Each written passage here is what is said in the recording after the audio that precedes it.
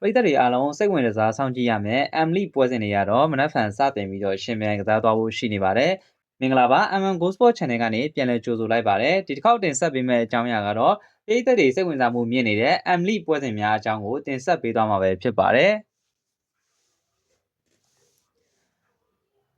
ဟုတ်ကဲ့ပါပရိသတ်တွေစိတ်ဝင်စားမှုမြင့်မားနေတဲ့ Grand Royal Emily ပွဲစဉ်တွေကတော့မနက်ဖြန်မှာစတင်ပြီးတော့ရှင်မြန်ကစားသွားဖို့ရှိနေပါတယ်။ပြင်ဆင်မှုများစွာပြောင်းလဲမှုများစွာနဲ့ရှင်မြန်ကစားမဲ့ Emily ပွဲစဉ်တွေကအထူးပဲစိတ်ဝင်စားဖို့ကောင်းနေတာလည်းဖြစ်ပါတယ်။ဒါဆိုရင်ကျွန်တော်တို့ဒီဘက်မှာစပြီးတော့ရှင်မြန်ကစားမဲ့ပွဲစဉ်တွေနဲ့အချိန်စရာတွေပြသမဲ့ရုပ်သံလိုင်းတွေကိုကျွန်တော်ပြောပြပေးသွားမှာပဲဖြစ်ပါတယ်။အားလုံးပဲမင်္ဂလာပါရှင်။ဒေါင်းတောင်ရောက်တဲ့အခါညောင်းညတက်တဲ့လူကြီးမိဘတွေအတွက်မူဒရာကျမ်းမာရေးစပါမှာဝန်ဆောင်မှုလေးပေးနေပါရဲ့ရှင်။မူဒရာစပါရဲ့နေရာလေးကကြတော့ဒေါင်းတောင်မှာရှိရဲ့16လမ်းနဲ့လည်းနီးတယ်တရုတ်တန်းနဲ့လည်းနီးတာဖြစ်တဲ့အတွက်ဘားတွေကလပ်တွေကအပြန်ပေါ့နော်ညောင်းညကြိုက်ခဲနေရဆိုလို့ရှိရင်မူဒရာကျမ်းမာရေးစပါကိုလာလို့ရပါတယ်။ကြိုတင် booking တင်လို့ရအောင်ဖုန်းနံပါတ်နဲ့လိပ်စာလေးကိုဒီဗီဒီယိုလေးထဲမှာပဲထည့်ပေးထားမယ်နော်။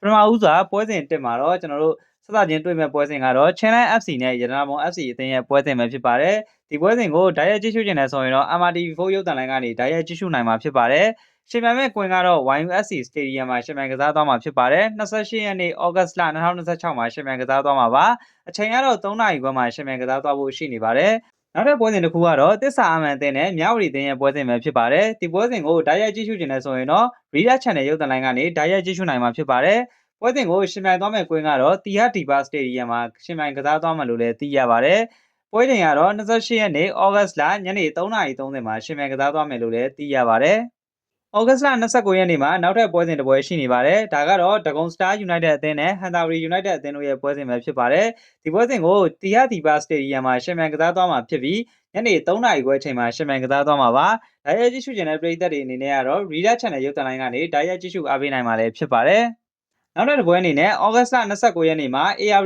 United FC အသင်းနဲ့ ISP အသင်းတို့ရဲ့ပွဲစဉ်ကလည်းရှိနေပါတယ်။ဒီပွဲစဉ်ကိုတော့ AR United အသင်းရဲ့အိမ်ကွင်းဖြစ်တဲ့ပသိမ်မျိုးကြောက်တိုင်ကွင်းမှာရှင်မြိုင်ကစားသွားမယ်လို့လည်းသိရပါတယ်။အချိန်ကတော့ညနေ3:00နာရီခွဲမှာရှင်မြိုင်ကစားသွားမှာဖြစ်ပါတယ်။ဓာတ်ရိုက်ကြည့်ရှုခြင်းတဲ့ပရိသတ်တွေအနေနဲ့ကတော့ Channel 7 ရုပ်သံလိုင်းကနေဓာတ်ရိုက်ကြည့်ရှုနိုင်မှာလည်းဖြစ်ပါတယ်။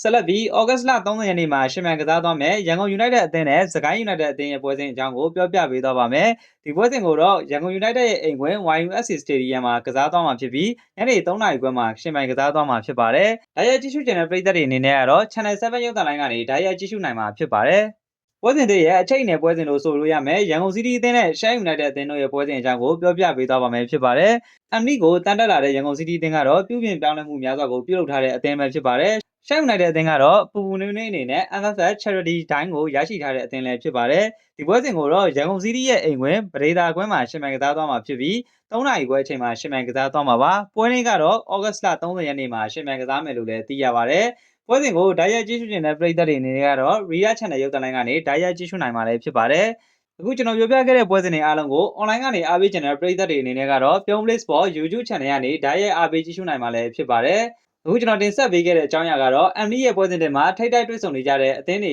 ရဲ့အချိန်စရာတွေဘယ်လိုင်းကပြသမယ်ဆိုတဲ့ဟာတွေကိုတင်ဆက်ပေးခဲ့တာပဲဖြစ်ပါတယ်။နောက်ထပ်ဗီဒီယိုတွေမှာလည်းစိတ်ဝင်စားဖွယ်မြန်မာအားကစားသတင်းတွေကိုတင်ဆက်ပေးသွားမှာဖြစ်တဲ့အတွက် channel လေးကို subscribe လုပ်ခဲ့ဖို့တောင်းဆိုချင်ပါတယ်။အားလုံးကိုကျေးဇူးတင်ပါတယ်။